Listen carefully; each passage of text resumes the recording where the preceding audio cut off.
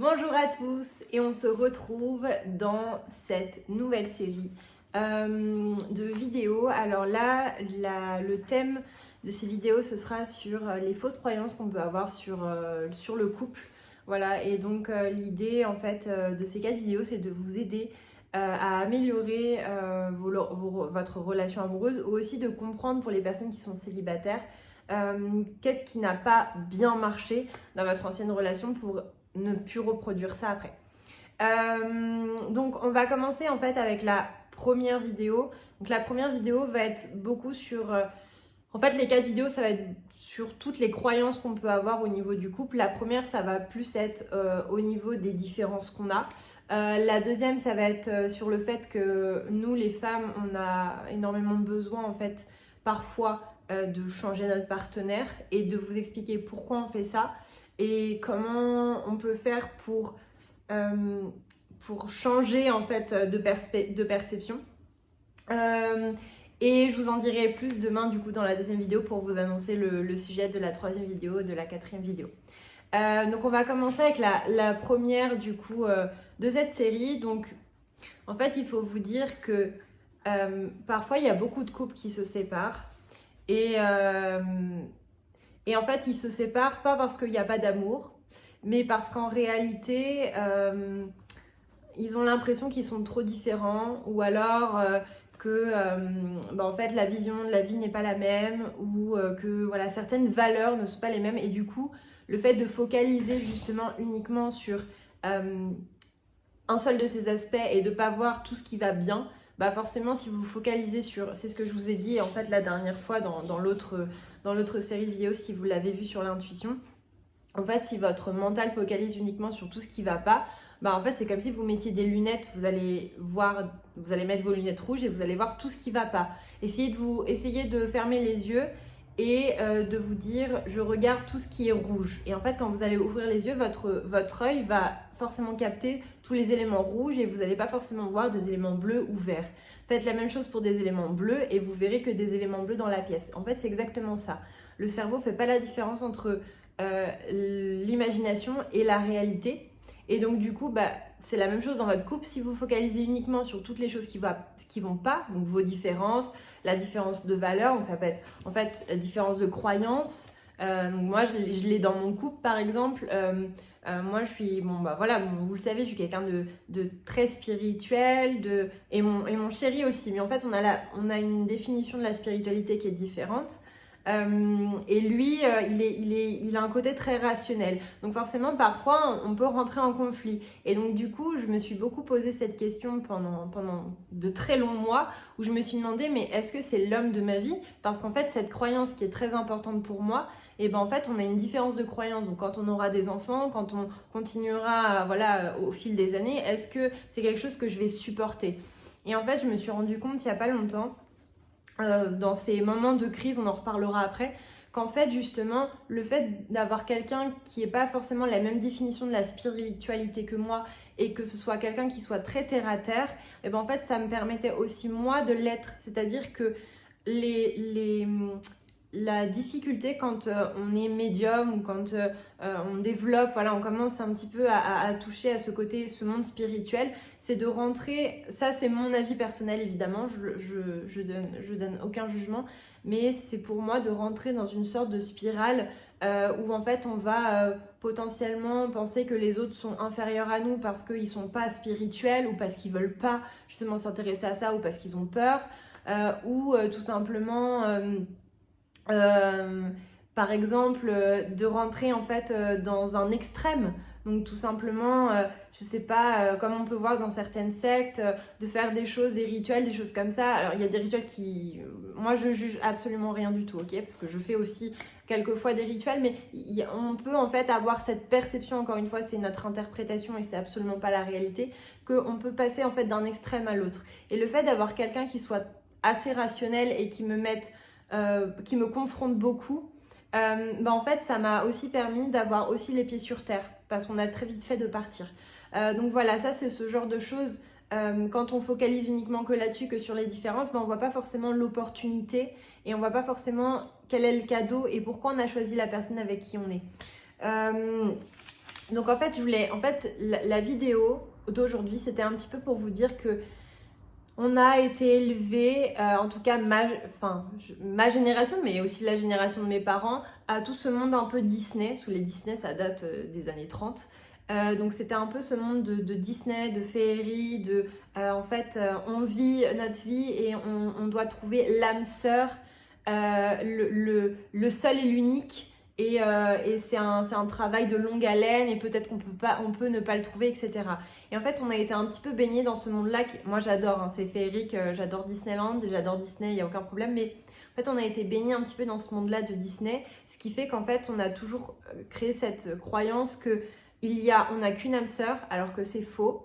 Et que si tout ne se passe pas bien, s'il y a des moments de crise, et bah c'est que c'est pas le bon.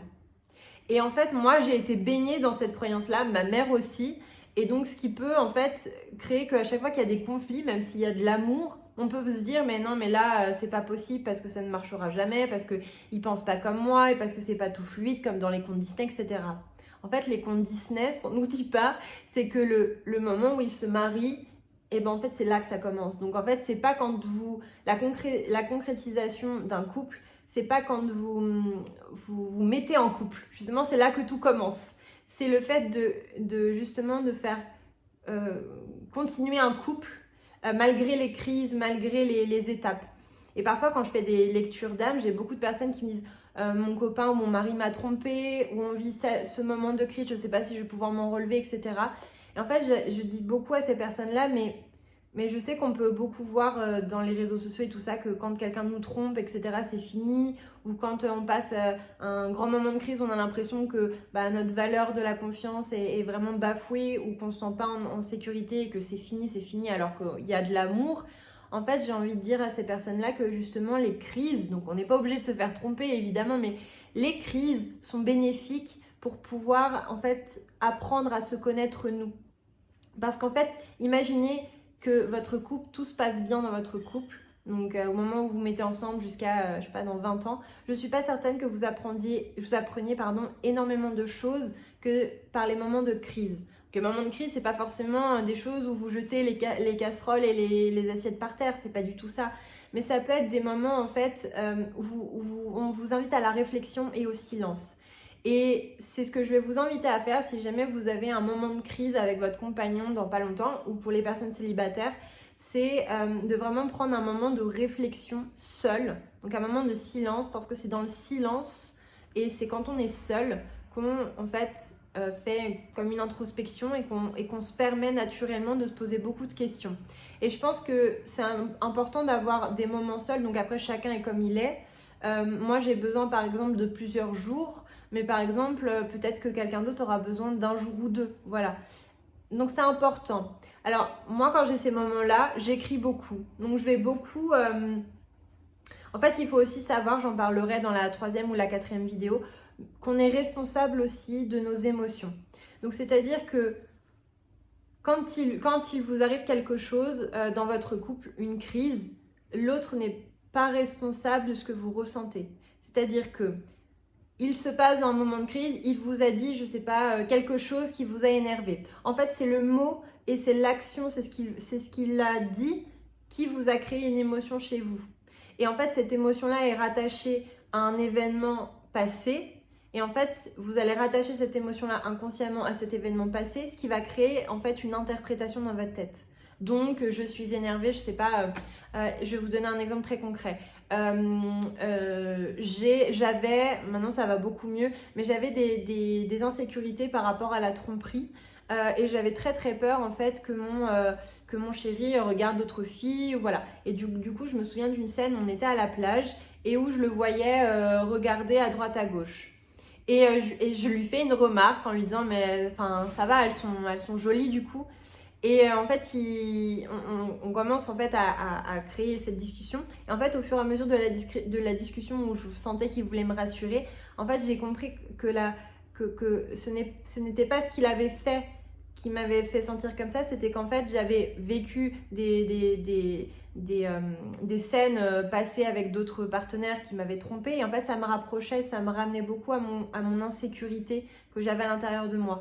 Et en fait, je me suis rendu compte que j'étais vraiment en insécurité par rapport à ma beauté extérieure.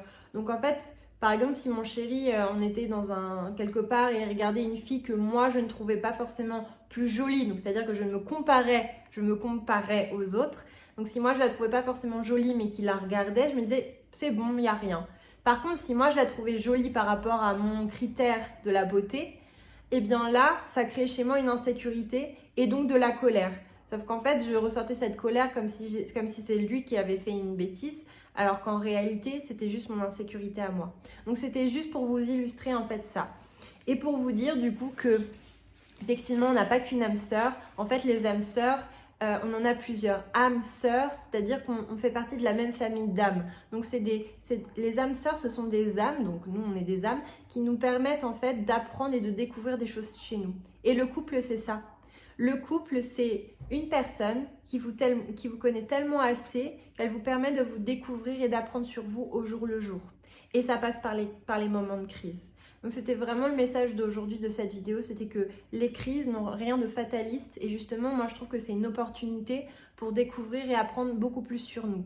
Par contre, il y a une manière d'interpréter et de réagir par rapport aux moments de crise et moi je vous suggère de prendre des moments de silence et de calme, quitte à faire des petites séparations d'1 ou 2 jours pour vraiment pouvoir faire un côté d'introspection et vraiment pouvoir voir quelle est votre responsabilité, qu'est-ce que cette crise vous a permis de comprendre sur vous et en fait de quelle manière vous pouvez trouver des solutions pour pouvoir pallier à ce moment de crise. Donc ça peut être parfois du temps tout simplement. Pour un épisode par exemple de tromperie, ça peut être j'ai besoin de temps, mais vous pouvez aussi comprendre certaines choses. Pourquoi votre partenaire est allé voir ailleurs, ou pourquoi vous êtes allé voir ailleurs, parce que parfois ça peut être aussi, on peut avoir peur de la tromperie et nous aller voir ailleurs. Donc c'est important en fait de ne pas garder cette mentalité et cette croyance que le couple c'est comme les couples Disney, et que dès qu'il y a un moment de crise, hop c'est fini et ça veut dire que c'est pas votre partenaire. Non, justement, s'il y a des conflits, on est tous différents, on est loin d'être parfaits et donc c'est absolument logique que vous ayez pas forcément les mêmes valeurs, pas forcément la même vision de la vie, pas forcément les mêmes croyances, pas forcément les mêmes goûts musicaux, culinaires, etc. Et donc en fait c'est juste une opportunité pour vous pour découvrir encore plus de choses et modifier ça. Moi, ma vision de la vie, elle change et elle a déjà changé depuis que j'ai rencontré mon chéri. C'est-à-dire que je ne change pas ma manière d'être, mais j'adapte mes croyances qui sont parfois en conflit et en contradiction avec ce que je peux raconter déjà dans la vie de tous les jours et aussi avec les siennes. Donc c'est aussi accepter aussi nos contradictions intérieures. Mais donc je ne me change pas, mais en revanche, j'adapte et comment on va dire, j'évolue ma vision de la vie et mes croyances grâce aux croyances et aux visions de la vie de mon chéri. Et ça, je trouve que c'est exceptionnel parce que c'est une manière de croître énormément et ça veut pas dire tolérer, hein. Ça veut dire que j'accepte vraiment la vision de la vie qu'il a. Je prends pas tout, mais je prends ce qui me convient et j'adapte par rapport à mon mode de vie. Et ça, je trouve ça magnifique. Voilà, et le dernier message que je voulais vous dire, c'était que, en fait, la différence entre les couples qui fonctionnent et les couples malheureusement qui se séparent, c'est pas du tout l'amour, ok? Parce qu'en fait, on peut beaucoup entendre que quand il y a de l'amour, ça fait tout. Moi, je ne crois pas du tout à ça. Je pense qu'on peut être très amoureux et malheureusement avoir des croyances et des schémas qui en fait viennent mettre en avant des peurs et qui font qu'on peut se séparer de la personne alors qu'au final, ça pourrait durer. Et en fait, ce qui fait la différence, c'est les efforts que vous allez mettre en place dans votre vie de tous les jours pour mieux communiquer avec votre partenaire. Et ça, il y a des clés. Je vais faire un sujet de podcast peut-être le mois prochain là-dessus, sur la communication homme-femme, qui est vraiment différente. Et en fait, sur tous les efforts que vous allez mettre dans votre vie quotidienne pour faire en sorte que votre couple fonctionne. Et en fait, c'est ça la différence entre un couple qui se sépare et un couple qui fonctionne. C'est pas que le couple, c'est toujours nickel et qu'il n'y a pas de dispute, c'est juste qu'ils font tout l'un et l'autre pour que le couple fonctionne. Voilà, c'est ça. Donc c'est mettre en place les efforts nécessaires pour que le couple fonctionne. Voilà, c'était le message du jour. Je vous ferai, donc on se retrouve du coup demain pour le deuxième podcast qui là va être un peu plus sur on change pas l'homme avec lequel on est ou la femme avec laquelle on est. On va parler un peu plus de communication et en fait, je vais vous expliquer pourquoi on a besoin de changer l'homme avec lequel on est.